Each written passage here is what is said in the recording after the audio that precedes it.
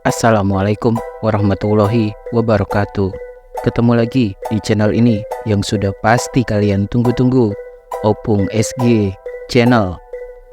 Kisah kelam juga pernah dialami oleh para artis terkenal Indonesia.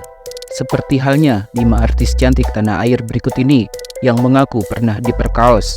Yang mengejutkan, ada yang pelakunya ayahnya sendiri, ada pula yang mengaku ketagihan dan ingin mengulanginya lagi. Berikut ini adalah kelima artis cantik tersebut. 1. Anggita Sari.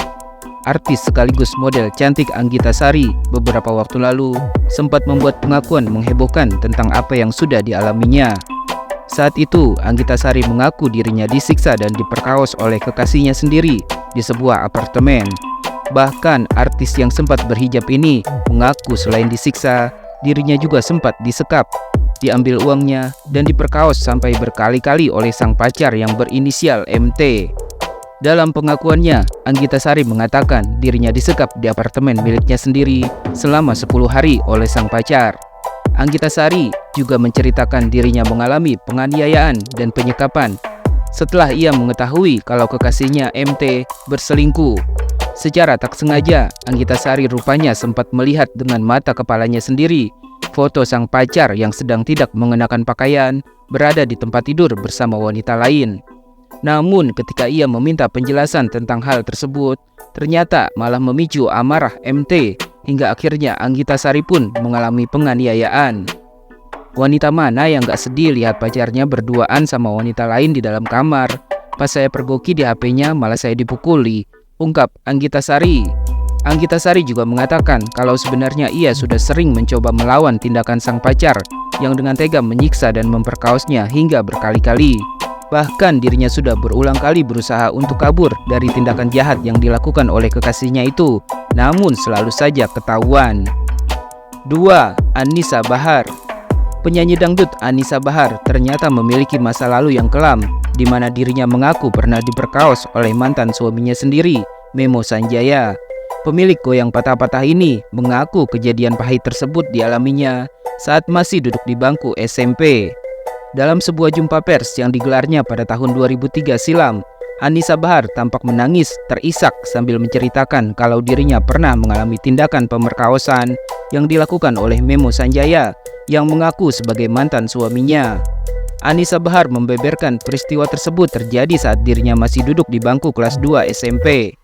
Anisa Bahar mengaku mahkota kegadisannya telah direnggut oleh Memo Sanjaya saat dirinya baru beranjak remaja. Kala itu, awalnya Memo Sanjaya mengajak Anisa Bahar untuk latihan di rumahnya.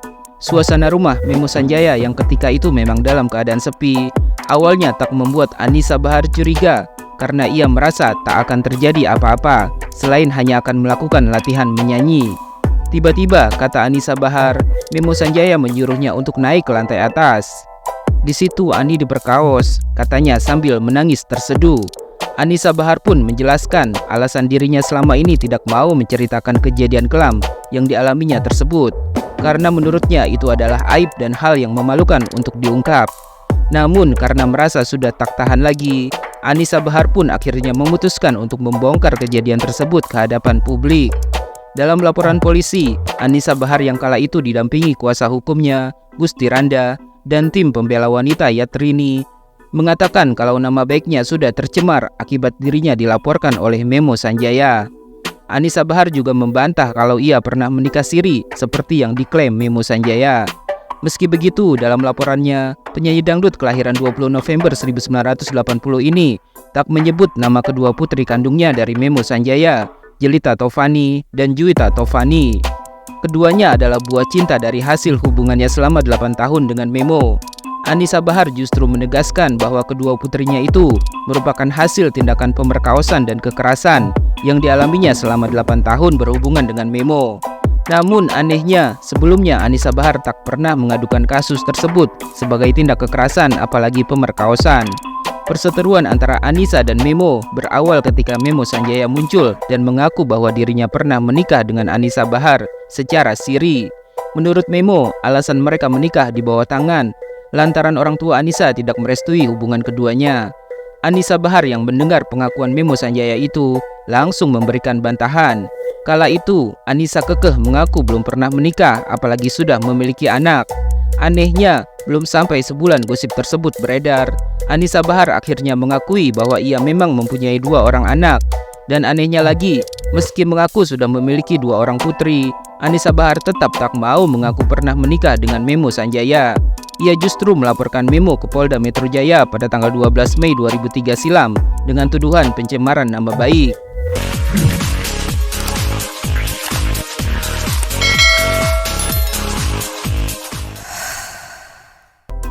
3. Revi Mariska.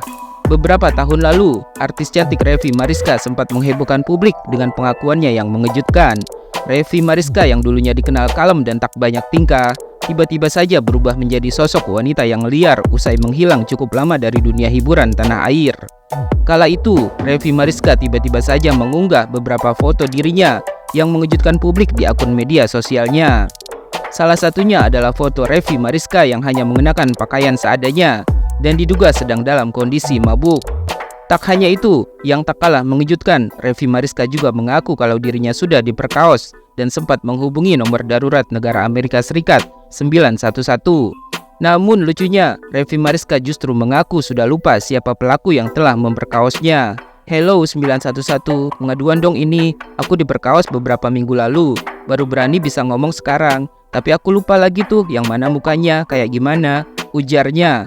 Ketika dimintai konfirmasinya soal kabar tersebut, anehnya Revi Mariska malah menjelaskan bahwa pengakuan kalau dirinya sudah diperkaos itu hanyalah sebuah candaan dan bukan hal yang serius untuk ditanggapi. Revi Mariska mengaku mendapatkan ide tersebut setelah ia dengan temannya bercanda tentang pemerkaosan, hingga akhirnya terfikir untuk menghebohkan publik dengan cara mengarang cerita seperti itu. "Enggak, it was a joke. Karena sebenarnya aku melakukan itu semua juga banyak. Itu cuma ngarang-ngarang aja, padahal sebenarnya tuh aku mau ngajak bercanda," terangnya dalam sebuah wawancara beberapa waktu lalu. Ketika itu, banyak netizen yang merasa prihatin dan menduga kalau Revi Mariska sedang terkena gangguan mental akibat depresi dan frustasi setelah ditinggal oleh mantan suaminya. Revi Mariska sendiri memang sempat membuat pengakuan bahwa dirinya sedang mengalami depresi. Hal tersebut disebabkan karena ada beberapa masalah yang harus dihadapinya secara bersamaan kala itu. Dalam sebuah video yang dikutip dari kanal YouTube Trans TV Official pada tanggal 20 Maret 2018, Revi Mariska sempat membeberkan apa yang sedang dialaminya tersebut. "Kayaknya yang namanya hidup, yang namanya stres, depresi itu udah biasa ya," ujarnya. Revi Mariska justru menganggap apa yang sudah dilakukannya dengan mengarang cerita kalau dirinya diperkaos adalah hal yang wajar. Revi Mariska mengaku dulu ia selalu disibukkan dengan urusan bisnis suaminya. Namun setelah berpisah, Revi merasa tidak ada aktivitas lain yang bisa dilakukannya. 4. Michelle Ashley. Michelle Ashley yang mulai terjun ke dunia hiburan itu mengatakan bahwa pelecehan yang dia terima dari suami ibu kandungnya tersebut sudah dialaminya sejak usianya masih 12 tahun. Menurutnya, tindakan sang ayah itu sudah termasuk dalam tindakan pemerkaosan. "Mungkin sudah bisa dibilang termasuk pemerkaosan. Iya, sebesar itu beritanya," ungkap Michelle Ashley saat ditemui di kawasan Pondok Pinang, Jakarta Selatan, Jumat 28 Juli 2023. Sebenarnya, publik banyak yang belum mengetahui kalau kasus tindakan asusila yang dialami Michelle Ashley itu telah membawa sang ayah tiri sampai ke persidangan hingga akhirnya mendekam dalam penjara. "Sudah sampai pengadilan juga, sudah dipenjara orangnya," jelas Michelle Ashley. Sementara Michelle Ashley sendiri mengaku dirinya hanya bisa menyampaikan informasi sebatas itu. "Mungkin informasinya aku cuma bisa kasih segitu doang ya. Sudah sampai diperkaos dan sekarang lagi pemulihan. Semoga itu tidak terulang lagi kepada aku, harapnya." Saat diwawancarai oleh para awak media, Michelle Ashley juga mengungkapkan kekesalannya kepada ibu kandungnya, Pinkan Mambo. Michelle merasa selama ini dirinya tidak mendapatkan perlindungan dari sang ibu. "Di sini cuma mau menyampaikan supaya mami aku bisa menyadari kesalahannya, karena aku di dalam rumah tidak bisa merasakan perlindungan dari dia," sesalnya. Merasa tak dilindungi oleh ibu kandungnya sendiri, Michelle Ashley akhirnya memutuskan untuk tinggal bersama ayah kandungnya. "Sekarang I'm living with my dad, hopefully right now, dan gak lagi sama mami," pungkasnya.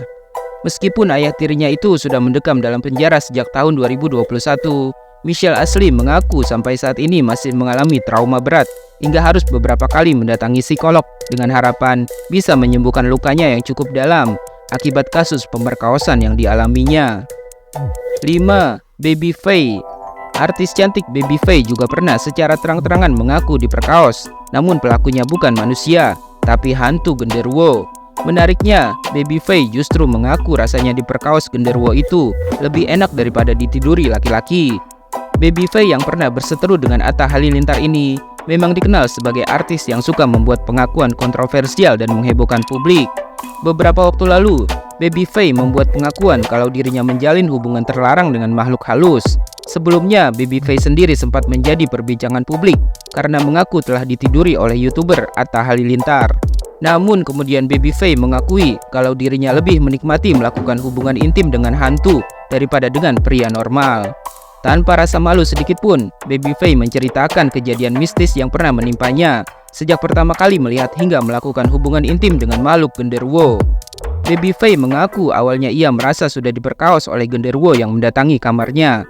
Walaupun terdengar menakutkan, namun artis kontroversial ini justru mengaku setelah kejadian pertama kali, ia jadi sangat menikmati ditiduri oleh makhluk halus. Dalam sebuah wawancara, Baby Faye sempat menceritakan kronologi kejadian mistis yang dialaminya itu. Habis mandi itu, percikan airnya itu kayak berasa orang yang meraba badan aku. Habis itu ya udah, gue nikmatin aja, ungkapnya. Baby Faye mengaku kalau apa yang dialaminya itu memang benar-benar terjadi tanpa ada rekayasa atau hanya ingin menaikkan popularitasnya di dunia hiburan.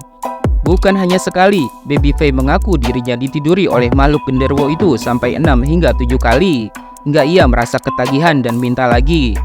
Baby Faye juga mengaku kalau ia sebenarnya sudah bisa melihat genderuwo sejak usianya masih 3 tahun.